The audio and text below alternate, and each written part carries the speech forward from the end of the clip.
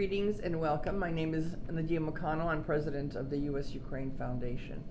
The title of our webinar is Ukrainian Women, a Force to be Reckoned with.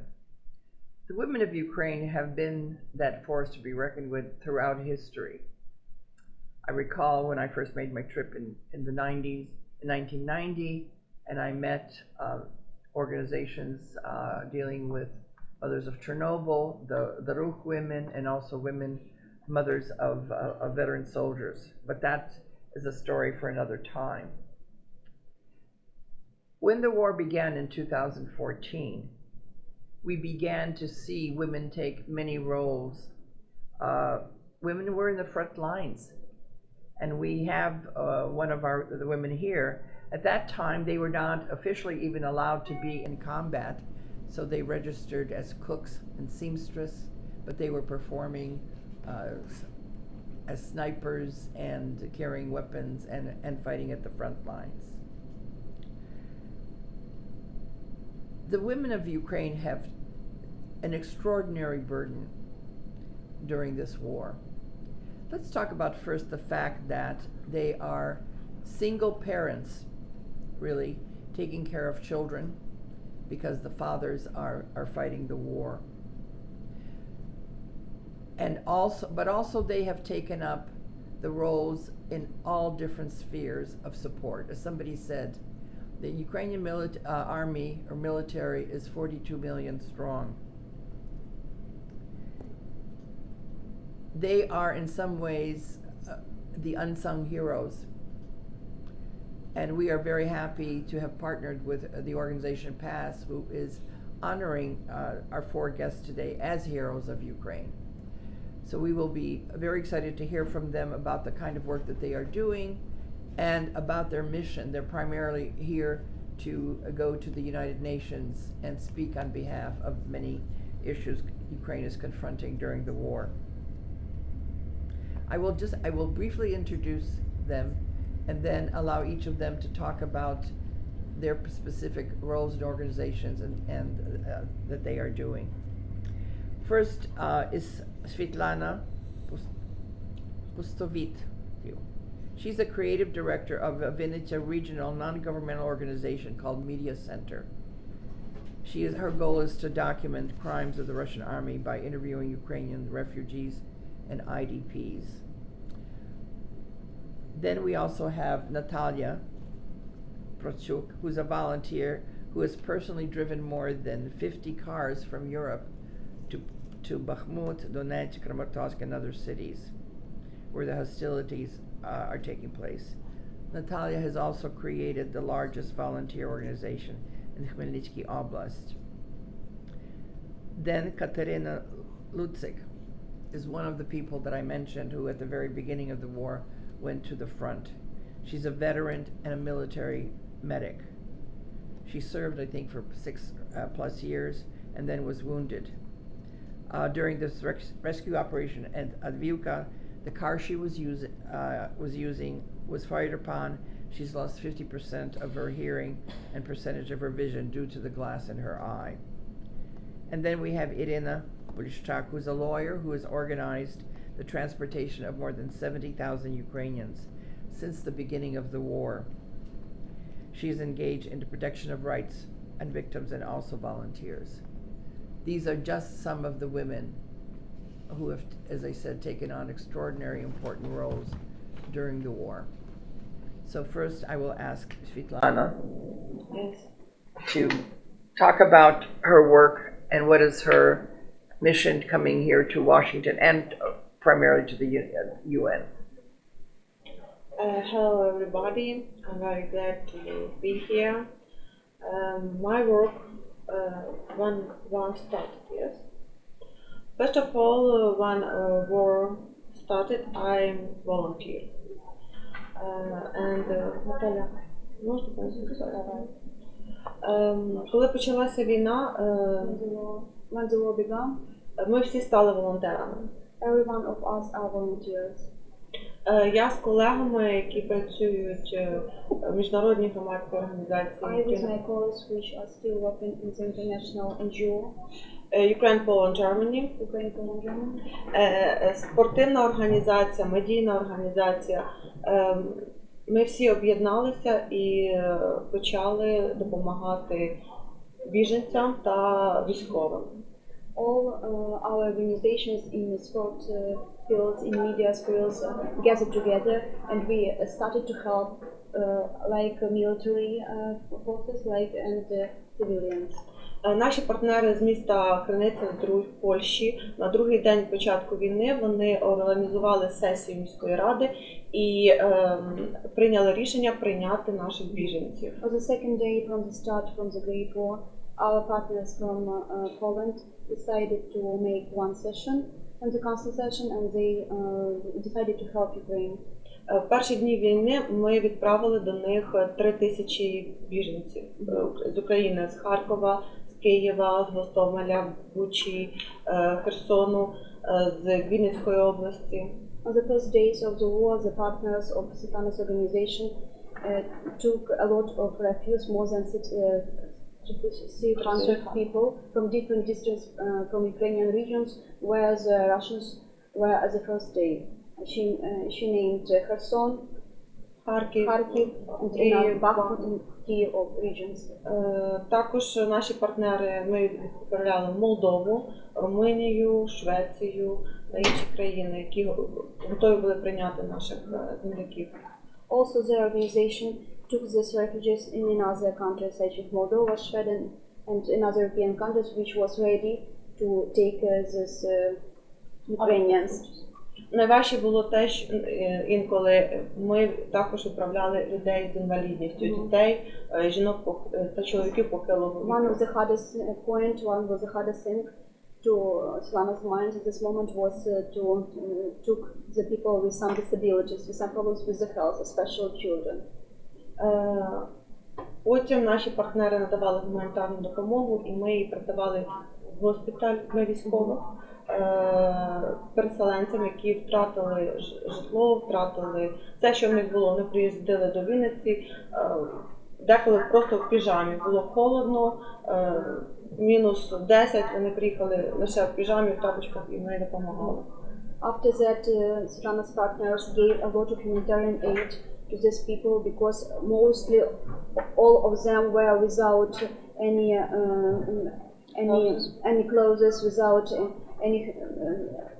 any goods for life in new conditions. So it was very difficult to see how these Ukrainians just staying in just pajamas and without some food, and without water, and especially without medicine. Ми жили в офісі і приймали в себе також переселенців, ті, які приїжджали з інших міст, і коли вони транзитом їхали в інші країни, вони жили в нас в офісі. We lived in offices, it's the right mean, just lived in the offices 24 per day because there was a lot of people, and these Ukrainians has lived even in these offices too because a lot of them, because for a lot of them Vinnytsia was like a transfer point between, for example, Kharkiv, Kyiv, Vinnytsia, and border of Ukraine. Після цього з червня місяця до лютого ми відправили 3000 дітей з України на оздоровлення в місто Khmelnytskyi. Вони мали 65 автобусів, тобто на кожен діти їхали на 14 днів на оздоровлення. Діти військових, діти з міста йдуть бойові дії, щоб вони трішки переключилися від війни. Наші партнери їх приймали, проживання, харчування вони забезпечували. From July to February, Svitlana's organization with their partners decided to take another good business for Ukrainian children. I mean for children whose parents are military, for example, or whose parents are on the front. And these children, more than 300, visited Poland.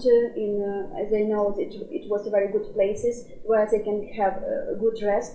And this trip was almost 14 days, and almost all was free, free of charge.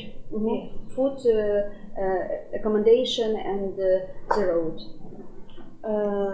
Наразі ми продовжуємо нашу діяльність і на волонтерському фронті, організуємо заходи, які збираємо кошти на підтримку військових і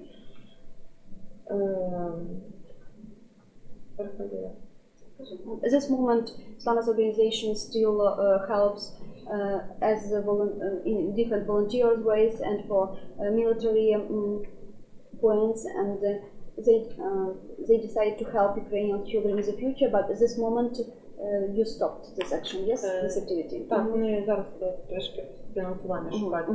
So they are looking for financial help.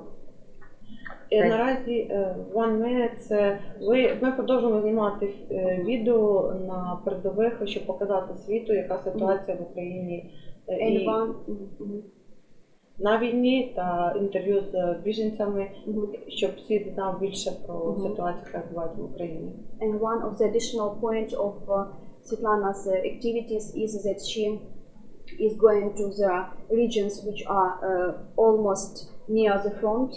As I mean Kherson, Mykolaiv, and she is making there with her groups a lot of films about how the war is in through day from morning to the night, especially at night, and she would like that everyone in the whole planet knows the truth about what really happened in Ukraine. Основною місією бути в ООН це щоб світ почув дійсно яка ситуація, просити допомоги, підтримки і подякувати також нашим партнерам за цю допомогу і підтримку. The main goal of her mission in OON is that she would like to say the truth to the whole world about the events which are at this moment in Ukraine, and to say that she is very grateful for the help that we have at this moment, and to remember for everyone, remind that Ukraine is still in the war. Thank you. Okay. Irina, do you want to tell us about, you're an attorney and you've been organizing, I said, transportation, of 70,000 Ukrainians?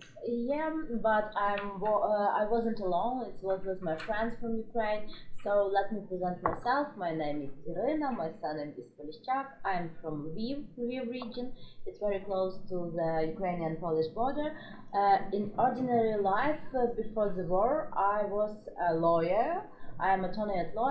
I established my own law firm, so I practice law. But you see, the war started not at 24th of February. The war started at more than 9 years ago. And I feel it, I know it, because a lot of my friends, a lot of my relatives was in the war during this period. So after full-scale invasion, I knew that my mission is to hold another front. Because of that, I became a volunteer with my friend, who also is a woman from Ukraine, from Lviv. First of all, we start with the shelter, because in fact it was very hard, because so much of our citizens from different regions, from Kharkiv, from Kyiv, from Kherson and other, came to Lviv just in one day. And our main goal was to shelter them, to feed them, and to protect them in ways how we can handle with this in this situation, because Lviv is maybe closest region to the Polish border, but still it's we have all this problem with missile attacks, with war. Lviv also is in war. Of course, we haven't on our region Russian soldiers, Russian troops, but still we have missile attack almost every day. Day before tomorrow, the 8th of March, there was an alarm almost whole night, and I leave my child. I have a daughter, she's 8 years old, with my husband, and they sit almost 8 or 9 hours per night in the shelter in our house because of missile attack. Because we know that we are living not far from the tank factory. Factory. Yeah, tank manufacturers, so we understand that we are also a goal for missile. But still we are strong. We stay in Ukraine, we work for Ukraine. Now I'm also volunteering, and here my mission to represent Ukrainian women, how we work during the Ukraine, how we live our lives, because in fact it's we're still living like a normal people. During these blackouts, we have no any light. During this winter, there was time that we have a light only, electricity, only 4 hours per day. So we have blackouts, we have no connection, no phone connection, no Wi-Fi connection, no internet. So, but we're still alive, business still works. We help to our troops as much as we can. Me, Natalia and Katya bring cars from the European Union to the our troops. So we were a driver. And as for me, my first car was in Wrocław in Poland. It's another side of Poland. It's far from Lviv, and I just go and take it. So every woman now who are living in Ukraine, every man who are living in Ukraine, believe me, is very encouraged. Because of that, we now here and represent Ukrainian women as we are, and talking on the session of UN about our, not about just status of women. Now we are in horrible situation during this war. We need to do our every common things, like to feed my child, to go to the work, to earn money, and something like that, and struggling with the war. One of our main goals is to say that in Ukraine is still a war, and we need to stand, everyone in this planet, to stand with us, because Ukraine now is the last forepost of freedom in the world. And believe me, I'm a person who lives there, and I told you the truth. Thank you. Katrina, tell us about Hello, the very everyone. first days. I don't good speak in English, but my friend helped me translate. Мене звати Катерина Луцик, я медик і військова ветеранка. My name is Katrina Pustovit. I am doctor and I am a military veteran. Я проходила військову службу на фронті з 2014 року. Till 2014 I was at the front. В 2016-му я мала поранення на полі бою. I was wounded in 2016. Через це і звільнилася з військової служби. That's why she was Had to retire. retired. She was retired, yes, sorry, she was retired from the front. І коли почалось повномасштабне вторгнення у 2022 році, And when the full-scale invasion was begun, she decided to have another front volunteer. я, як людина, яка бачила війну, смерть, не змогла повернути через поранення на службу, тому ми створили громадську організацію. As woman who saw the whole tragedy of the war on her real own eyes, she decided to create a new volunteer organization, Khmelnytskyi region. Ми маємо багато напрямків, основні з яких це допомога військовим, допомога внутрішньопереміщеним людям, а також це адаптація і реабілітація наших військових. We have a lot of directions of our help. Most of them are different help for military and different help for veterans, different help for people who return from front, and especially integration and recovering of these men and women. Ми маємо достатньо свого досвіду і готові як ділитися ним, так і просимо партнерства у напрямку реабілітації наших військових та їх сімей. We have a lot of experience, hard and foreign experience, because Katya was in Israel a couple of years ago with the diplomacy mission, and at this moment we are looking for new partners, maybe especially in the field of reintegration and recovering for our boys and women who return from the front, because Ukraine doesn't have at this moment such kind of experience, and there's no before such challenges between Ukrainian government, Ukrainian doctors and Ukrainian, especially Ukrainian society.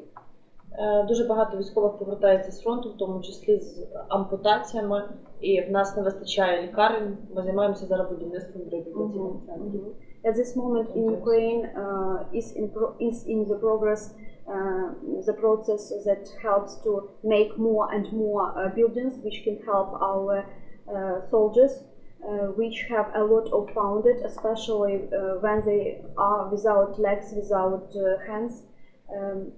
It's like after amputation, and they need some very specific help that we don't have experience in Ukraine before that. Тому просимо підтримку і допомогу в цьому. That's why we help your support in this field.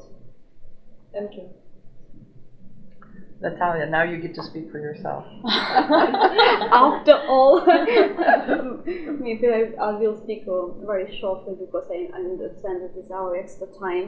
So my name is Nataliia Protsiuk. I am professor and I am a volunteer. And at this moment I speak not just about my professional field. I speak just about as a Ukrainian woman and Ukrainian mother, Ukrainian wife. And just my few sentences about few days at the beginning of the big war, because I name it big war. It's not a full-scale invasion, because Ukraine,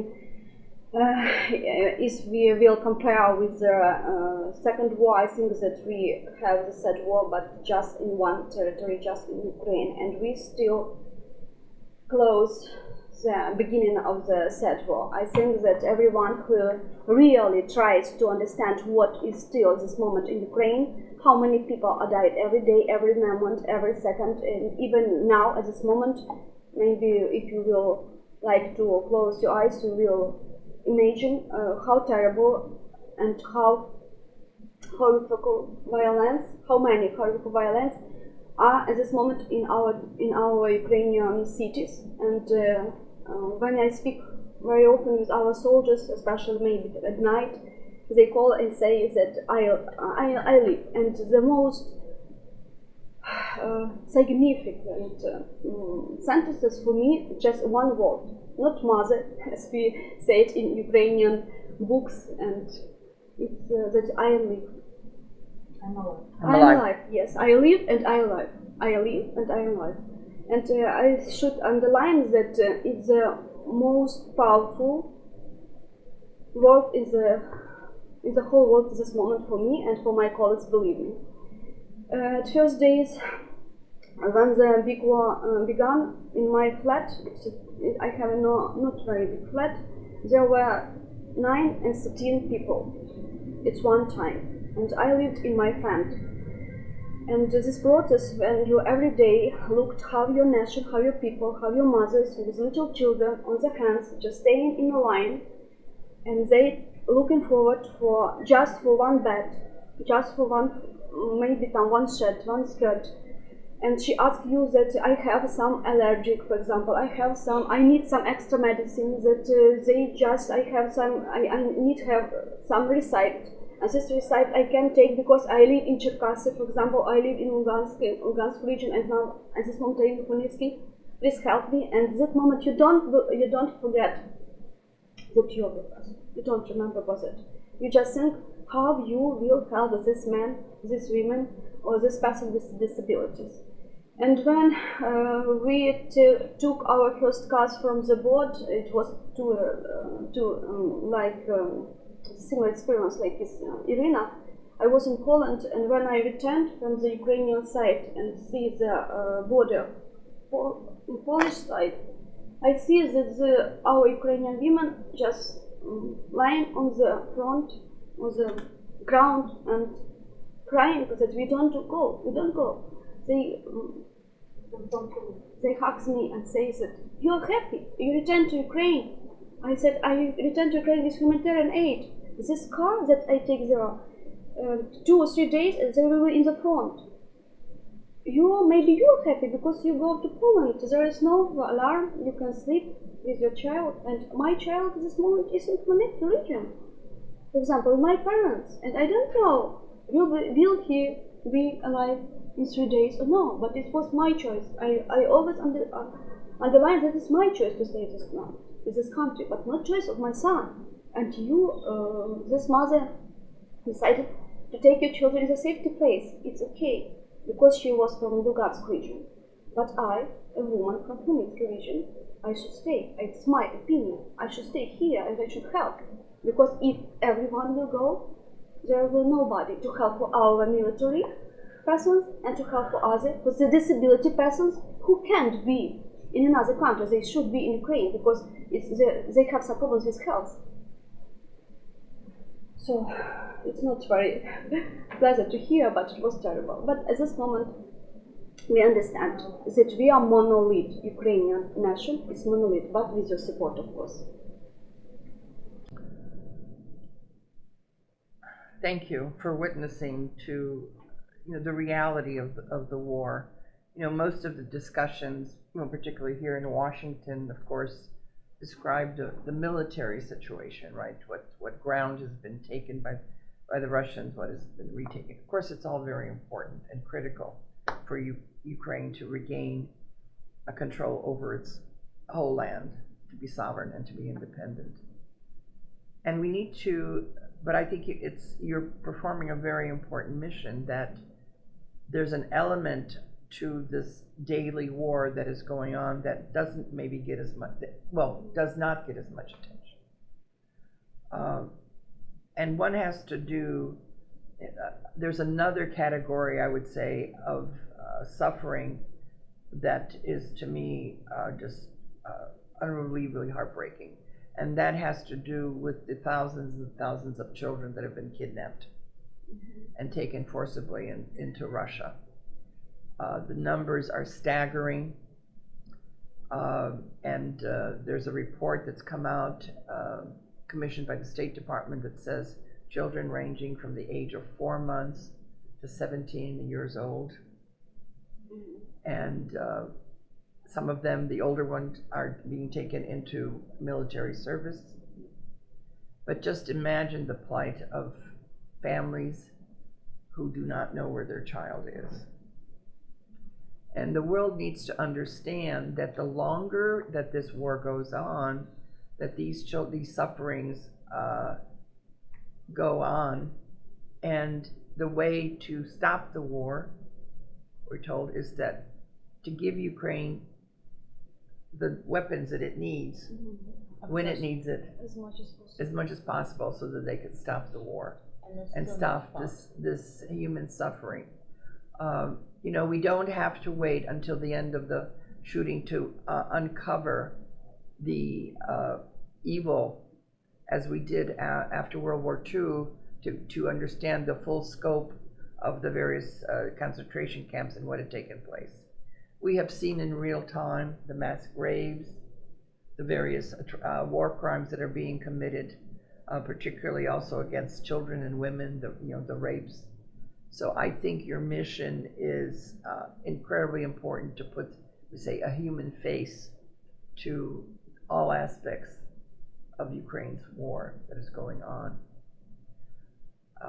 Do you want to talk about some of the different discussions that you will be participating in at the UN? I know you talked about that there are several delegations that have come from Ukraine.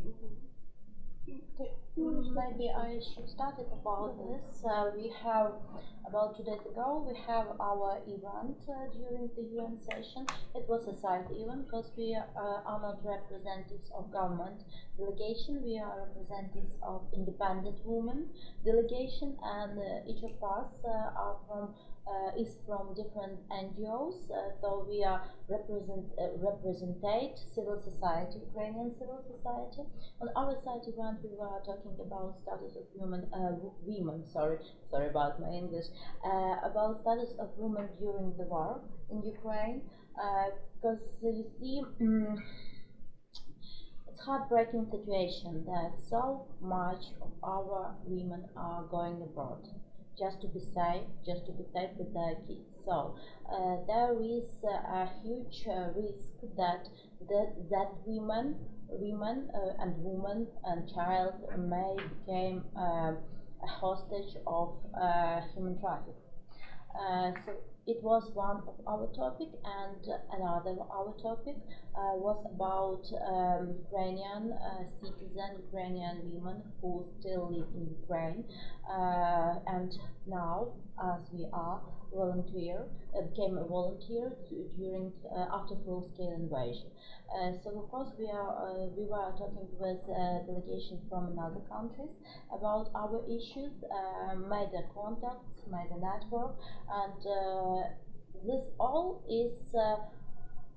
We hope that our new contacts, our new partners, if I can say like this, will help us to provide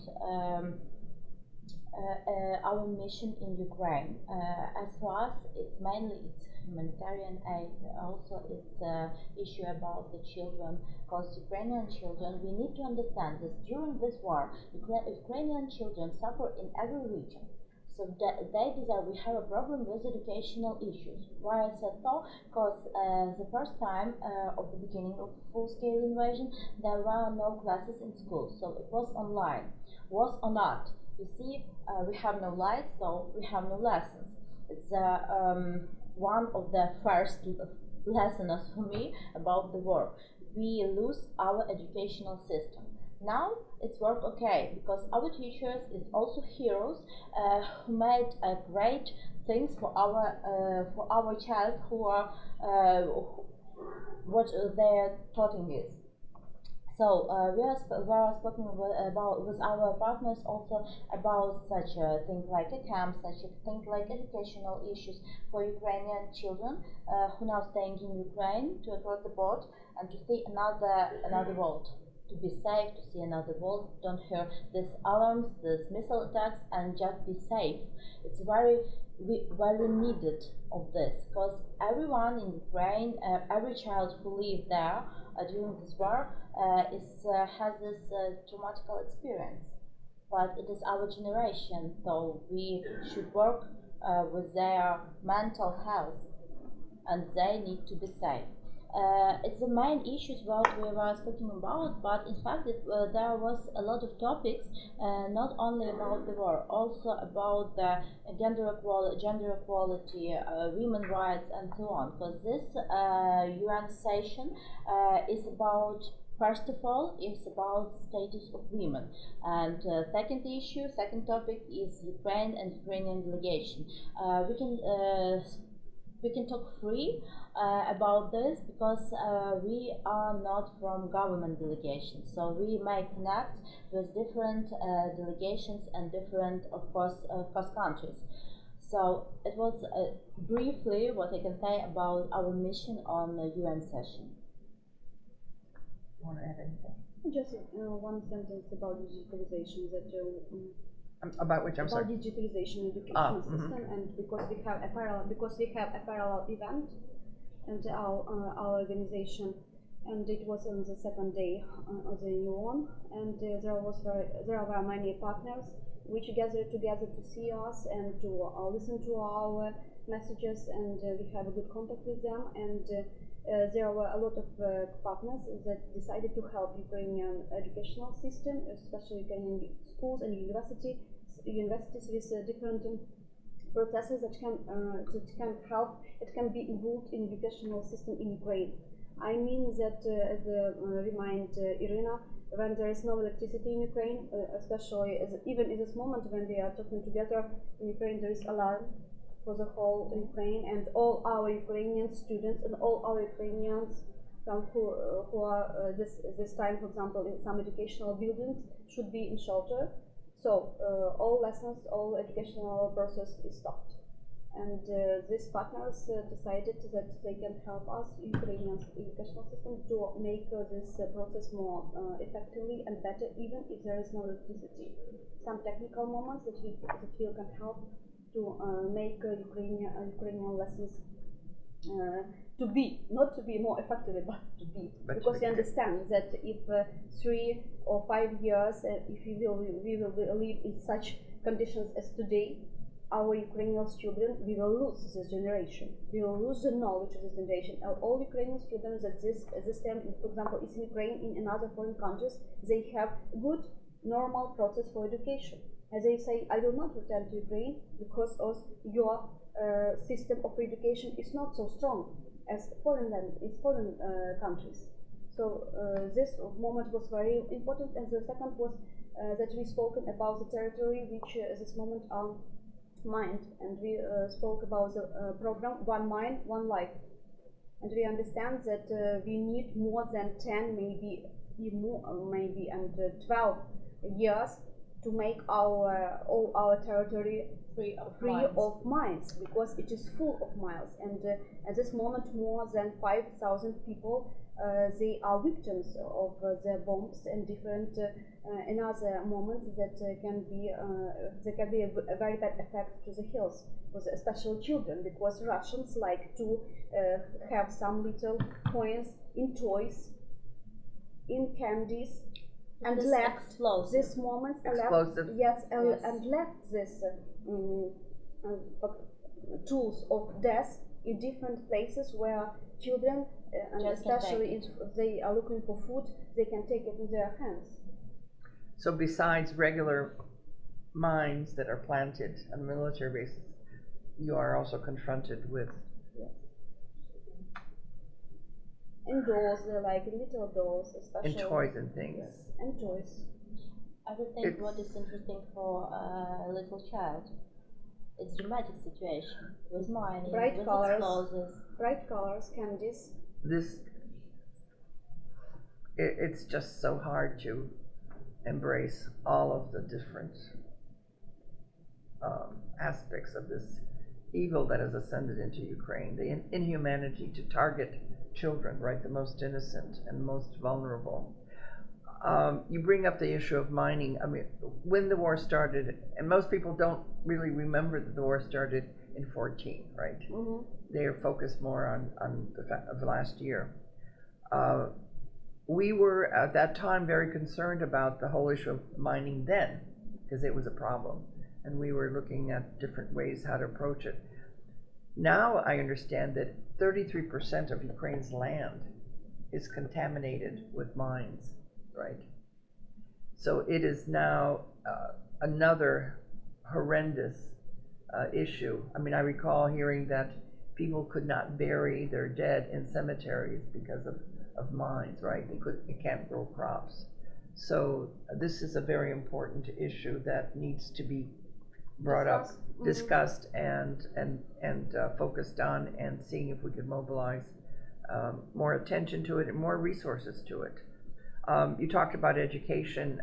One of the projects that we try to support has to do, we're very also focused on trauma, particularly of children's trauma, right? Yeah, how they survive, right? Or and so art therapy, we know, is I guess one of the most effective means. Yes.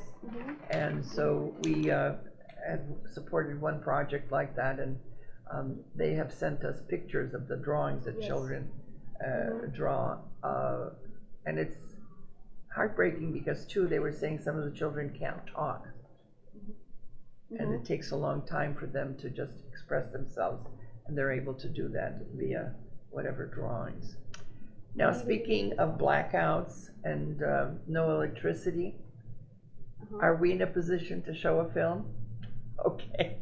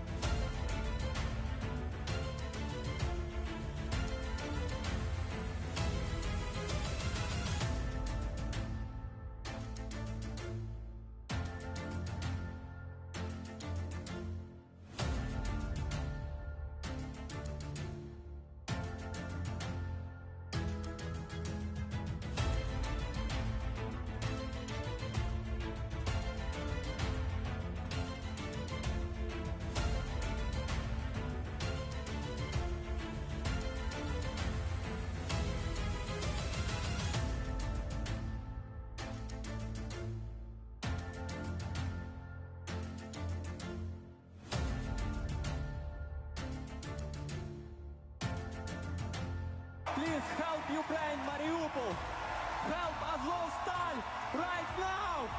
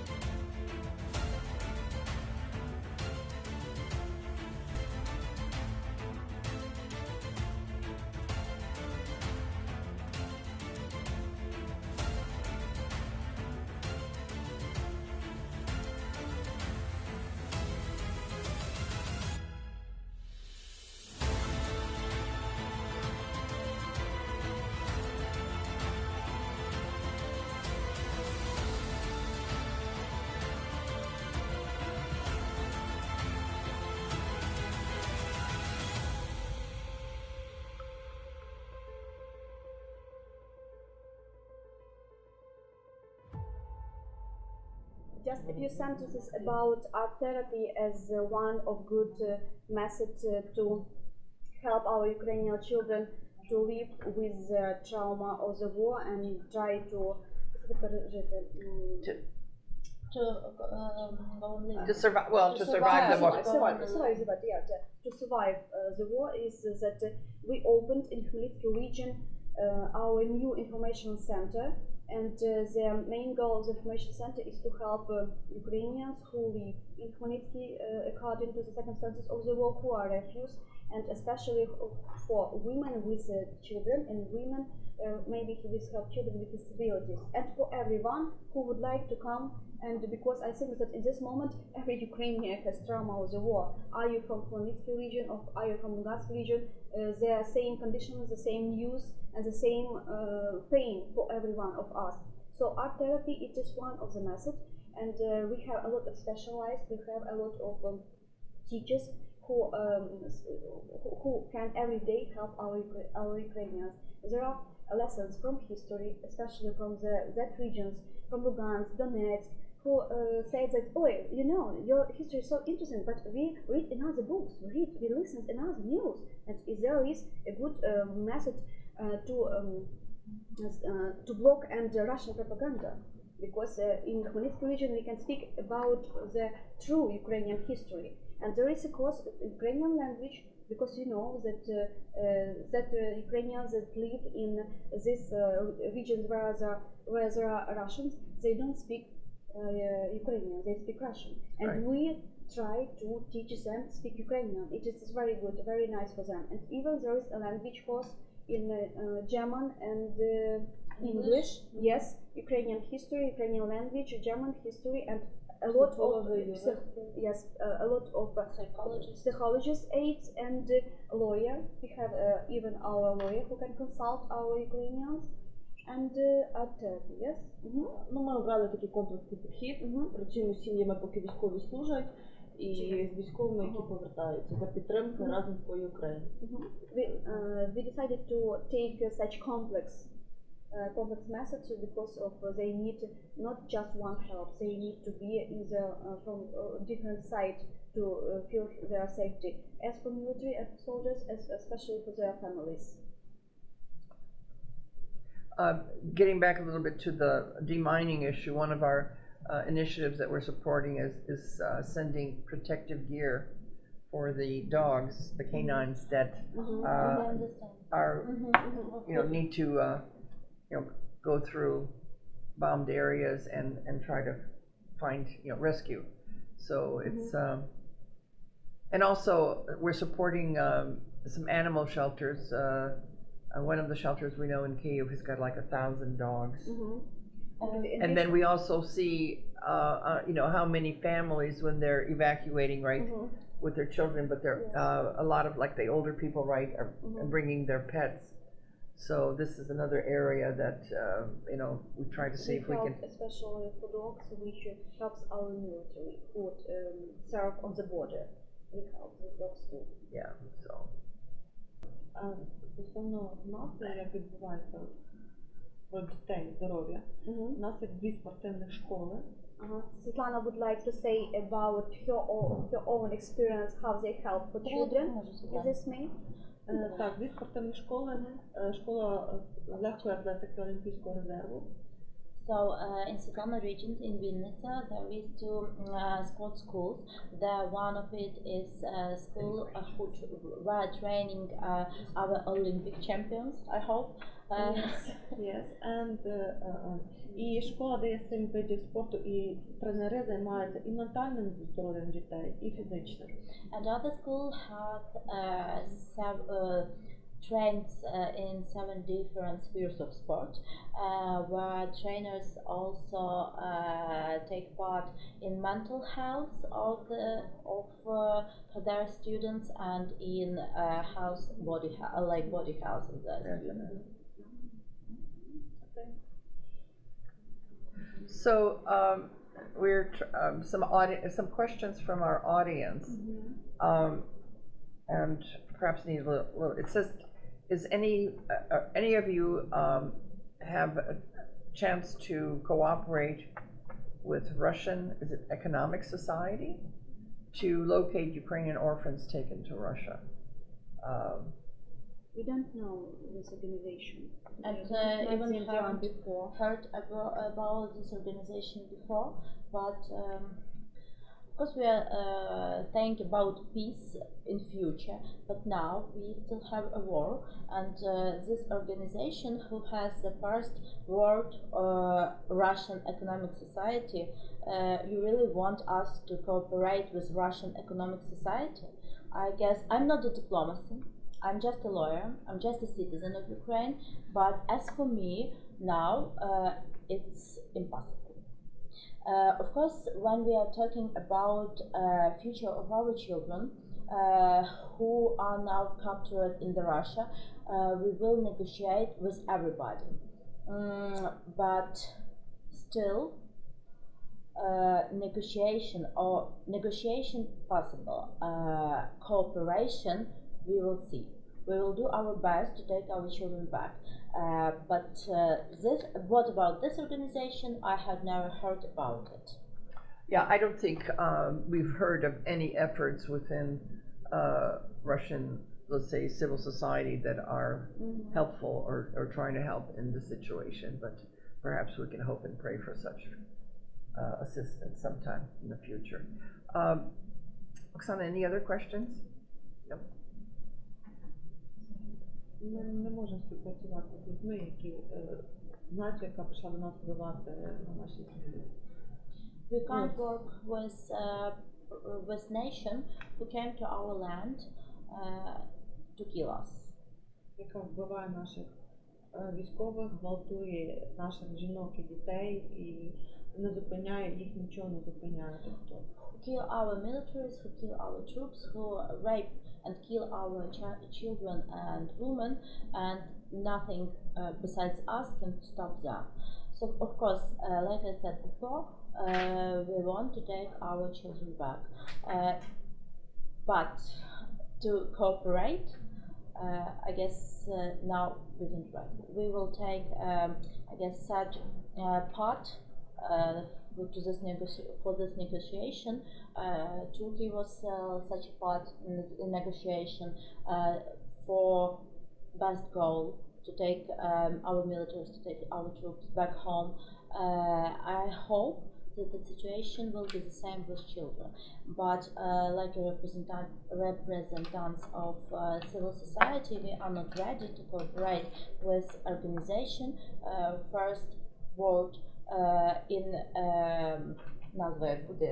I'm very sorry, I'm a little bit nervous because Russian is not our friends. They are not our relatives.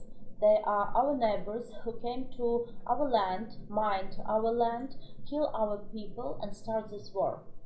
Not Ukraine start this war. Ukraine want to live, to be independent with democratic values and to become part of European Union. It was our decision and it's about our dignity.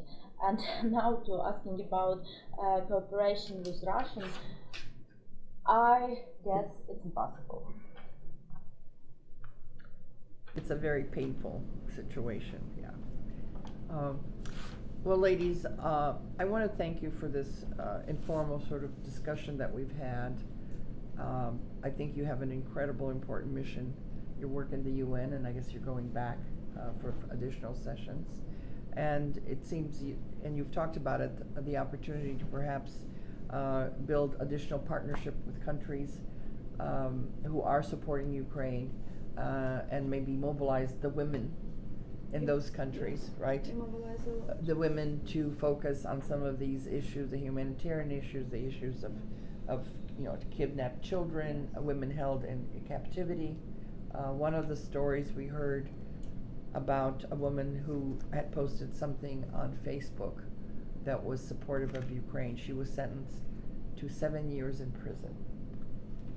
And this other woman who was also in the prison said, the daily listening to screams and crying of tortures, I mean, it was going every single day.